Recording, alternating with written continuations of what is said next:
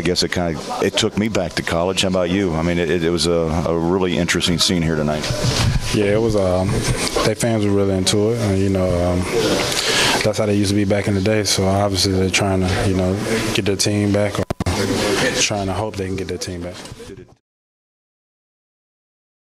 Did playing in that atmosphere remind you of some Big 12 games? It did, a lot. I remember this a little bit when I was out there. Just fans passionate about their team, want to keep them here, I guess, right? Yeah, it's a college atmosphere. College fans love their team, so it's just like that. In some ways, it feel like you guys were kind of up against a movement tonight. Especially in the second half. I guess you could say that.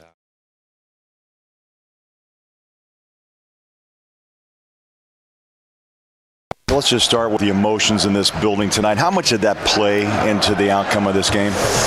Well, it gave them some energy. I mean, you saw right from the beginning of the game, with the combination we played last night, and they wanted to come out and be aggressive. They picked the defense up. They're trying to get out and transition early to run with the speed to make us work a little harder. I thought we weathered the storm in the first quarter pretty good, and that second quarter we had to do 2 points. And they returned the ball over 3 times in a row and gave them a run to finish the quarter or finish the half.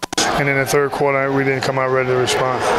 Are you satisfied with the effort from my chair? And I think a lot of people thought you guys continued to battle through some pretty difficult times. The guys played hard. I never questioned this group guy, and I thought the young guys came in after we being down and hung in there. We cut it to 10, and then we just couldn't get over the hump, and they made some baskets there. But these guys are going to continue to work hard, man, and we'll get better. We just have to learn and be smarter and tougher in key situations and not give up those runs.